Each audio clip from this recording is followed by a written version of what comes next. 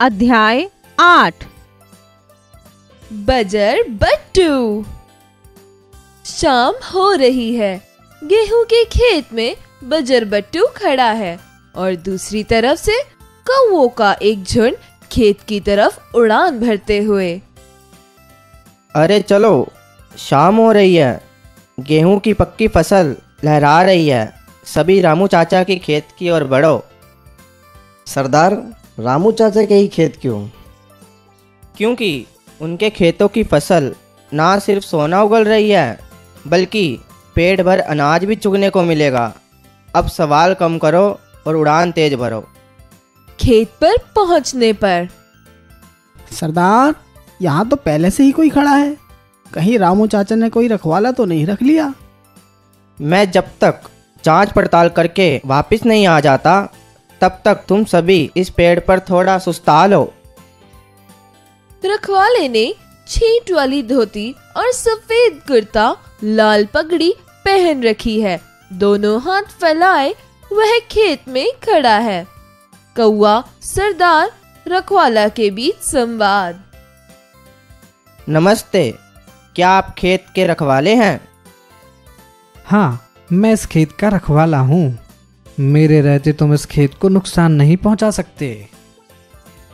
नहीं भैया, हम लोग तो बस यहाँ ठंडी हवा खाने आते हैं। अगर कभी कहीं कहीं दाना नीचे गिरा हुआ मिल जाता है तो खा लेते हैं। अब इतनी सी बात में तो कोई परेशानी नहीं होनी चाहिए। बजर बट्टू कौवा सरदार को घूर कर देख रहा है और कौवा सरदार बजर बट्टू के कानों पर अपने पंख छुआ रहा है, जिससे बजर बट्टू को गुदगुदी होने लगी है। तो हम खा ले थोड़े से दाने। चलो खा लो दाने। कौवा सरदार एक लंबी सीटी मारता है। सीटी की आवाज संकेत पाते ही अन्य कौवों का खेत की तरफ चले आना। भाई बजर बट्टू, पहले तो हमने तुम्हें इस खेत में कभी नहीं देखा। कल ही मुझे इस खेत की रखवाली के लिए रखा गया है। फिर तो आज से हम दोस्त हो गए, क्योंकि अब रोज हमारी तुम्हारी मुलाकात होती रहेगी।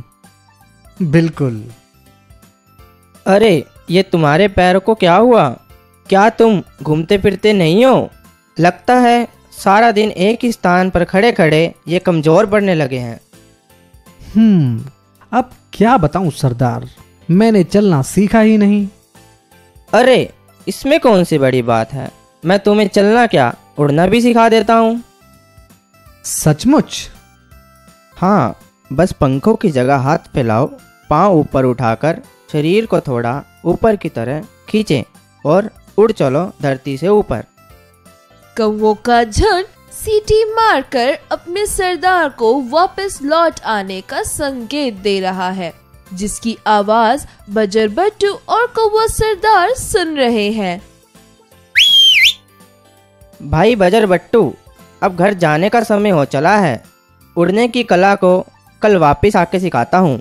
आज के लिए इतना ही काफी है। क्या मैं भी उड़ पाऊंगा? दूर दूर तक सारी दुनिया को देख पाऊंगा? बजर बट्टू हाथों को फैलाए पांव ऊपर की तरफ उठाकर शरीर को थोड़ा खींचता हुआ उड़ने लग रहा है। वाह, मैं तो सचमुच उड़ने लगा हूँ। बजर बट्टू नदी, पहाड़ पार करता हुआ खेत खलियानों की तरफ बढ़ता हुआ। बच्चे बजर बट्टू को देखकर खुश हो रहे हैं। लोगों द्वारा अपनी वेशभूषा की तारीफ सुनकर बजर बट्टू खुश होता हुआ और अंत में थकावट के कारण एक खेत में सुस्ताने के लिए नीचे उतरता है। यह खेत हरा भरा है, यहीं थोड़ा सुस्ता लेता हूँ। लगता है कहीं दूर से आए हो। हाँ भाई। लो, थोड़े फल खा लो। हे भगवान, बेचारे रामू चाचा के खेतों का ना जाने क्या हाल हुआ होगा। मुझे वापस जाकर उनकी मदद करनी होगी। बजर बट्टू उड़ने के लिए उठ रहा है।